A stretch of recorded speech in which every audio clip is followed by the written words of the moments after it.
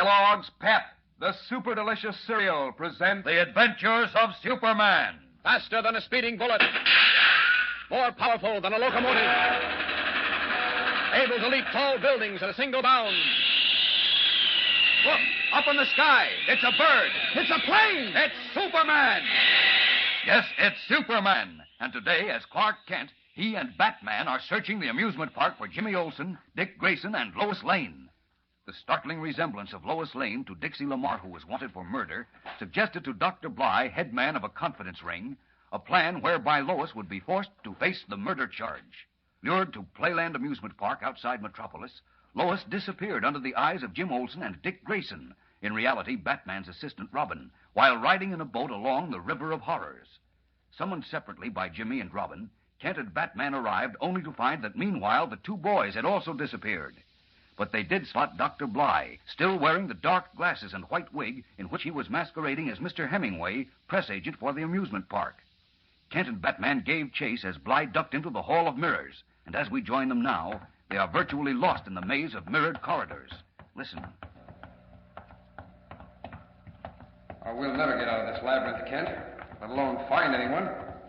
Maybe we'd better turn back. And lose that bird with the white hair and dark glasses? He's our only clue. I know, but we seem to be going around in circles.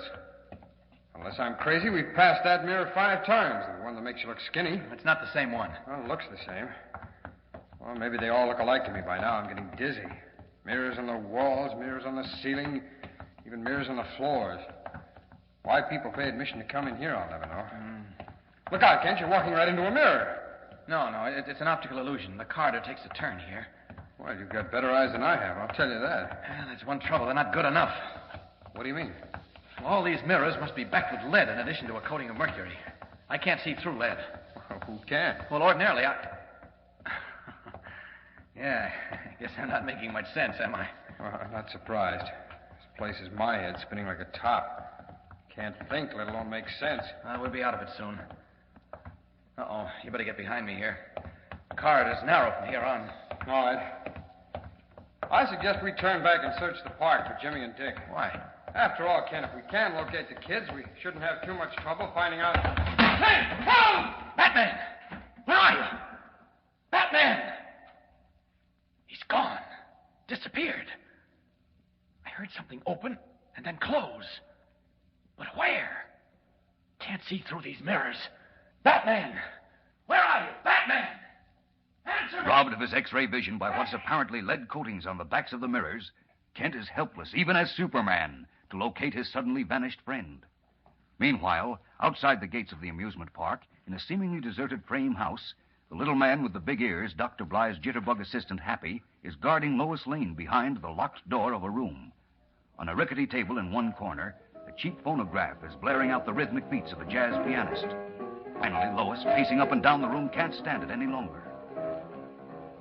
The least you can do is to stop that phonograph. That banging piano is driving me crazy. You kidding? No, I'm not kidding. That boogie-woogie don't set you, chick.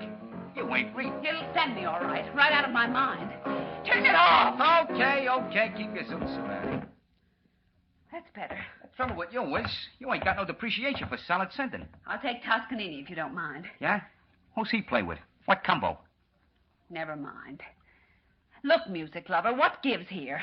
When am I going to get out of this fire trap? You got me, sugar. We're waiting for the big guy. And who is the big guy? You asked me that before, remember? And I told you nix. That still goes. Nix. I tell you, a mistake has been made. Truck on down, sister. There ain't no mistake. The big guy's cutting a mean groove this time. Both you and the big guy, whoever he is, are going to find yourselves in plenty of hot water. Do you ever hear of assault and battery? I heard of salt and pepper. Oh, very funny. Very funny. Ever hear of kidnapping? You mean putting a snatch on a lug? Crudely, yes. It's punishable by life imprisonment. So unless you want to spend the rest of your days behind bars, you'd better unlock that door and let me out of here. So pipe down. And don't tell him I was playing that jive box or you'll catch real trouble. Open up, Happy. Coming. What took you so long? I was just... Close the door and lock it. Read. So, you're Miss Lane. Delighted to meet you. I can't say the feeling is mutual. What's behind all this? Hours of careful planning. Happy. Yeah, boss? The door locked? Tied her in a trap drum. How come you was pumping so hard? 2 men spotted me coming out of the Hall of Mirrors. Quite a time getting away from them. Oh, yeah? You don't recognize me, do you, Miss Lane? I can't say I do. Perhaps if I replace this white wig and dark glasses. Why, Mr. Hemingway. Ain't she the slick chick, Doc? Never mind the comments, Happy. Did you take care of those details at Miss Lane's apartment? Yeah, ma'am. What's the meaning of all this? Why am I being held in this room? And why did you lure me to Playland under false pretenses? Because I need you, desperately, for a little plan I have in mind. What is it you want? Money? Perish the thought. Well, what is it? Nature endowed you with certain distinctive physical qualities, and a kindly providence led you into my hands. I'm afraid you'll have to explain further. All in good time, Miss Lane. A moment, Doc. Happy, who's that? You got me, Doc. Stand back from the door. Keep your gun handy. Read. Who is it? It's me, Doc. Dixie. Dixie. Very much. Happy, stop the lane, girl. She's heading for the window. No, you don't. You let go of me. Let go of me. Let go of me. Struggling to reach the window in an attempt to smash the glass and attract attention, Lois unknowingly is gambling against death with the odds against her. We'll return in a moment for the exciting climax of today's episode. But first, here is your announcer. Remember the thrill you got last time you found a penny or a nickel? Well, that's the same sort of thrill you get when Mother opens a package of Kellogg's Pep. Because you know there's an exciting prize tucked away inside. Probably one of those swell insignia or warplane buttons you're collecting. Probably one of the second series. These buttons really are honeys, aren't they? The colors are clear and sharp and brilliant. Why, these buttons fairly sparkle when you pin them on your shirt or jacket or cap. Make you look smart, like the insignia of the Army 370th Bombardment Squadron, that bright golden bomb on a blue background. Or that fiery red dragon riding the black torpedo. That's the insignia of Navy Torpedo Squadron 3. In fact, any one of these buttons is a mighty swell prize to find inside packages of that super delicious cereal, Kellogg's Pep. That's the only way you can get them, you know. You don't send in any money. No, sir, not even a box top. But every time Mother opens a new package of Pep, you'll say they're mighty swell prizes from Pep, P-E-P, made by Kellogg's of Battle Creek. And now, back to the adventures of Superman. In a desperate bid to summon help, Lois attempted to reach and smash the window of the room in which she is being held captive by the wily Dr. Bly. But the attempt failed. Roughly handled by Bly's assistant, Happy, Lois is now unconscious, stretched out on a couch as Dr. Bly unlocks the door of the room to admit Lois's double, Dixie Lamar, the girl who was wanted for murder. Thought I told you to stay where you were. It got too hot in that phony lighthouse. What do you mean, too hot? Well, two guys and a cop came through the tunnel leading from the River of Horrors. I thought sure they were after me, so I beat it. You fool. I had the tunnel to the lighthouse blocked up. I heard him talking plain as day. The cop was Raleigh, the one that hangs around the park. They did go through the tunnel. They took the cutoff that opens out behind the Hall of Mirrors. Maybe. Anyways, I got cold feet, so I hightailed it over here.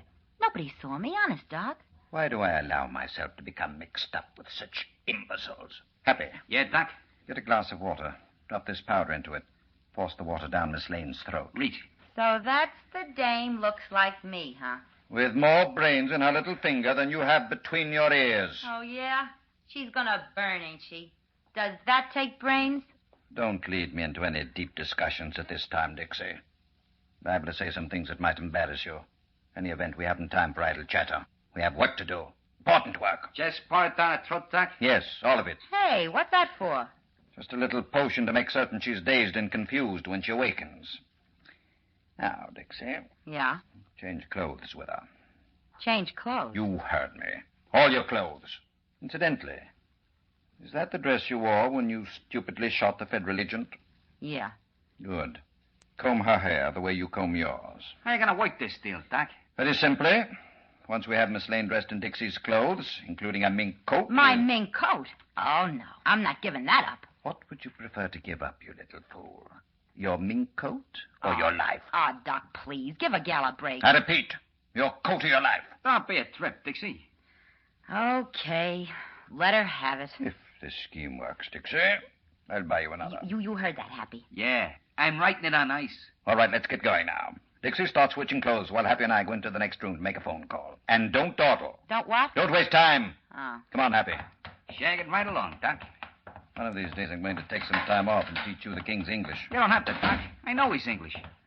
Whoever said ignorance was bliss must have been thinking of you, Happy. Gee, thanks, Doc. And what's the lowdown? As soon as Dixie gets the girl dressed in her clothes, we're going to carry her out of here and sneak her into some dive in downtown Metropolis. That's where the police would have. How are they going to find her? I'll show you. Where you calling? Listen and you learn. I'm listening. Hello? Metropolis Police Department? Huh? I'd like to speak to Inspector Henderson. Yes, it's important. Just tell him a friend. Keep your ears open, Happy. I'm right on a beam. Hello? Inspector Henderson? You want a girl named Dixie Lamar for murder, don't you? But never mind who this is. Just listen. You'll find Dixie Lamar at the Red Devil Cafe on South Street. I said you'll find Dixie Lamar at the Red Devil Cafe on South Street. Forging the last link in a deadly chain of circumstantial evidence aimed at pinning a murder rap on Lois Lane, the diabolical Dr. Bly tells Inspector Henderson where the false Dixie Lamar can be found. Will Bly's daring plan hold water? Or can Lois free herself from the trap? And what about Batman, lost somewhere in the baffling Hall of Mirrors? And Jimmy, and Dick Grayson. Yes, and Superman, at the moment helpless and confused. Gang, there's excitement and thrills in every minute from now on, as Lois Lane literally battles for her life. So don't miss it. Tune in tomorrow and every day, Monday through Friday, and follow The Adventures of Superman. Faster than a speeding bullet. More powerful than a locomotive. Able to leap tall buildings at a single bound. Look, up in the sky. It's a bird. It's a plane. It's Superman. Fellows and girls, be sure to follow The Adventures of Superman, brought to you every day, Monday through Friday, same time, same station, by the makers of that super delicious cereal, Kellogg's Pep. And for other thrilling adventures of Superman, see your local newspaper. Superman is also a copyrighted feature appearing in Superman DC publications. This is the Mutual Broadcasting System.